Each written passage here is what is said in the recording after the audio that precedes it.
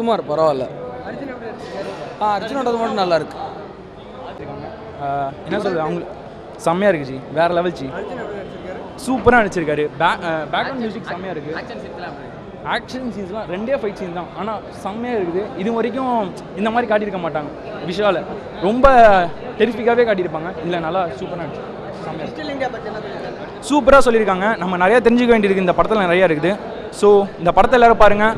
நிறைய பேர் நம்மளை என்ன சொல்ல ஆண்ட்ராய்டை வந்து ரொம்ப மிஸ்யூஸ் பண்ணுறதா நல்லா காட்டியிருக்காங்க. சூப்பராக இருக்குது படம், பார்க்க வேண்டிய படம். நல்லா இருக்கு, சூப்பராக இருக்கு.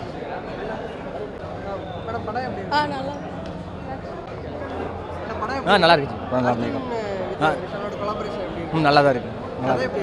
கதை டிஜிட்டல் இந்தியா பேஸ் பண்ணியிருக்கு. கதை சமந்தா ஆக்டிங் கொஞ்சம் ஹீரோயினுக்கு முக்கியத்துவம் கொடுக்குற மாதிரி இருக்குது படத்தில். அவங்க அப்படியே கூட ட்ராவல் பண்ணிக்கிட்டு இருக்காங்க கூட. டிஜிட்டல் இந்தியா பற்றி இன்ஃபர்மேஷன் அதெல்லாம் ஹேக் பண்ணுறது அதெல்லாம் தூக்கி. ஓவராலாவா, நான் விஷால் ஃபேனு. சூப்பர், நல்லா இருக்கு.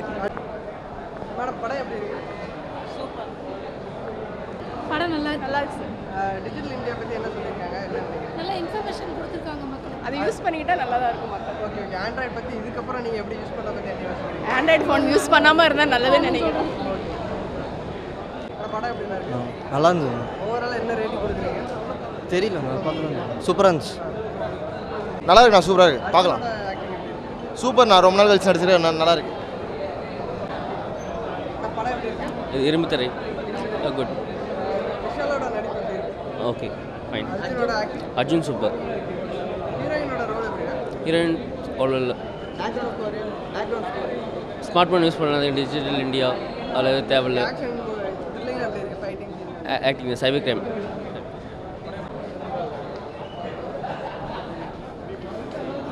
இது சொல்லும் போது தான் ஜாலியாக இருக்கு.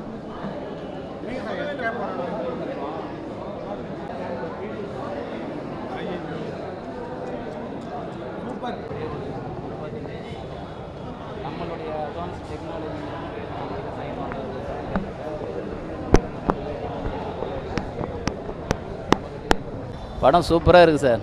படம் பார்க்கலாம், பார்க்குற அளவுக்கு நல்லா பண்ணியிருக்காங்க. மெயின் வந்து என்னன்னாக்கா, நம்ம ஏடிஎம்லேருந்து நம்ம பணத்தை எப்படி கையாடல் பண்ணுறாங்க, பேங்க்கில் இருக்கிற பணம் நம்மளுடைய அக்கௌண்ட்டில் இருக்கிற பணத்தை எப்படி வெளியே எடுக்கிறாங்க, நமக்கு தெரியாமல் எடுக்கிறாங்க. அதுதான் அவங்க வந்து எப்படி எடுக்கிறாங்கன்றதை பற்றி நமக்கு எந்த விதத்துலலாம் உங்கள் கையிலேருந்து இன்ஃபர்மேஷன் வாங்குறாங்க. அந்த இன்ஃபர்மேஷன் வாங்குறது எப்படி திரும்பி அவங்க அதை பயன்படுத்தி யூஸ் பண்ணிக்கிறாங்க. அதுதான் அதை நமக்கு தெளிவுபடுத்துகிறாங்க. ஏதோ லோன் தரேன் அதுக்காக நீங்கள் வாங்க, உங்கள் நம்பர் சொல்லுங்கள், டின் நம்பர் சொல்லுங்கள், பேங்க் அக்கௌண்ட் நம்பர் எதனா ஒன்றத்தை சொல்லி கேட்டு வாங்கிடுறாங்க. எதையும் சொல்லிடாதீங்க, கொடுக்காதீங்க. அதுதான் படத்தோட மெயின் ரூல். இதுக்கப்புறம் மொபைல் யூஸ் பண்ணுற பற்றி நீங்கள் மொபைல் அதில் தான் ரொம்ப இம்பார்ட்டண்ட்டாக கொடுக்குறாங்க. மொபைலில் வந்து நம்ம அறியாமல் நாம் ஆன் பண்ணுறதை வச்சு நம்ம கையிலேருந்து நம்ம மொத்த டீட்டெயில்ஸும் அவங்க வாங்கிக்கிறாங்க. அந்த டீட்டெயில்ஸை வச்சு தான் நம்ம கையில் இருக்கிறது மொத்தத்தையும் அவங்க எடுக்கிறாங்க. அதை பற்றியும் சொல்லியிருக்காங்க.